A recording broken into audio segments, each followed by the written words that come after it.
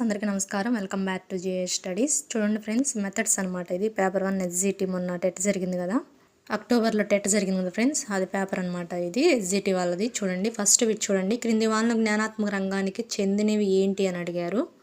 So answer వచ్చేసి first one అనమాట, అవబోధం, వినియోగం, విశ్లేషణ. ఈ ఏబిసి అనేది ఆన్సర్, జ్ఞానాత్మక రంగానికి చెందినవి.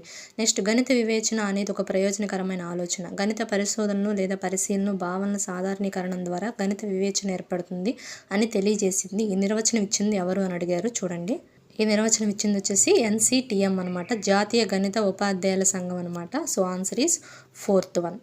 నెక్స్ట్, ఆచరణ ద్వారా అభ్యసనం అనే సూత్రం గల బోధనా పద్ధతి ఏది? కింద వాళ్ళలో ఆచరణ ద్వారా అభ్యసనం అనమాట.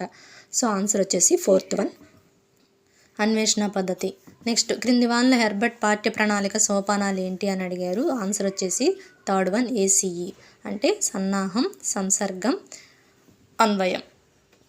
నెక్స్ట్ 119 చూడండి, నిర్మాణాత్మక మదింపులో ప్రాజెక్టు పనుల కొరకు కేటాయించిన మార్కుల శాతం ఎంత అని అడిగారు. ఇది చూడండి. సో ఆన్సర్ వచ్చేసి 21 అనమాట. ప్రాజెక్టు పనులకు కేటాయించిన మార్కుల శాతం అడిగారు 20%. కృత్యా పద్ధతి ద్వారా ఆటలు ఆడటం అనేది ఏంటి? ఆన్సర్ వచ్చేసి భౌతిక అంశం అనమాట. కృత్య పద్ధతి ప్రకారం ఆటలు ఆడటం అనేది ఏ అంశం అంటే భౌతిక అంశానికి చెందిందనమాట.